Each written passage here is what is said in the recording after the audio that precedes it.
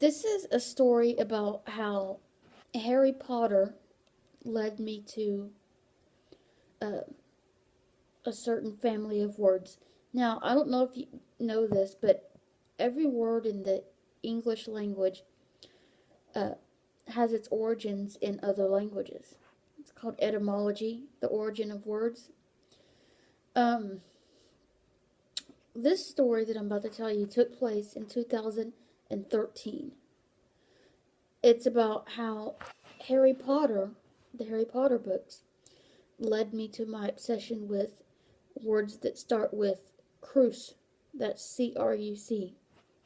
Um, for example, uh, in 2013, I got hooked on the word crucio. That's C-R-U-C-I-O. And it's the torture spell in the Harry Potter books. I did some research on it, and come to find out, crucio was actually, even before Harry Potter, crucio was actually a real Latin word. Um, and it meant to torture. Uh, Also in 2013, I noticed that I, a lot of words that start with cruc have something to do with a cross.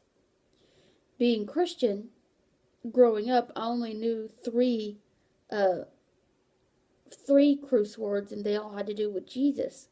So when I got hooked on crucio, I figured that even though it's a torture spell, I thought that maybe there was some connection to the cross.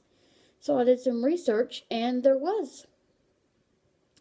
Come to find out, I might not be pronouncing these words right, but come to find out, the word crucio has an earlier origin, cruciere, that's C-R-U-C-I-A-R-E, and it means to nail somebody to a cross.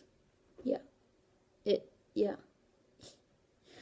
And which is another way of torturing somebody, so it kind of makes sense, because back in those days, back in Jesus' days, crosses were used as torture devices.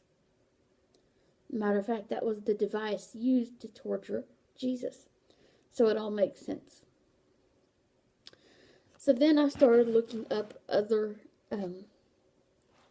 cruc words, and I found out about what are called cruciferous vegetables, which are like broccoli and cauliflower and kale.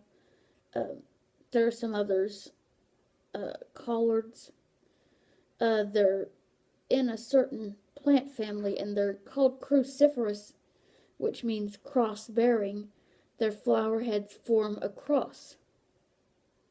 Yes. Um, and then I started, researching more and more, into the cruc family. Now, there is one word that I don't like, and I did a vlog earlier on that word. It's called Sunday sickness and the word that causes it. It's on my channel. Yeah, there's only one cruc word that I really, really don't like. But the other ones I really love.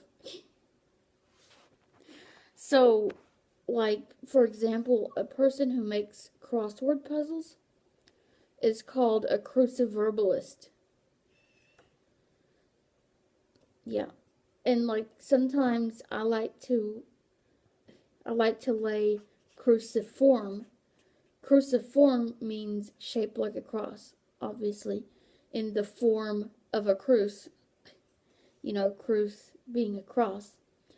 So, yeah, it kind of makes, where that comes from is the Latin crux, C-R-U-X,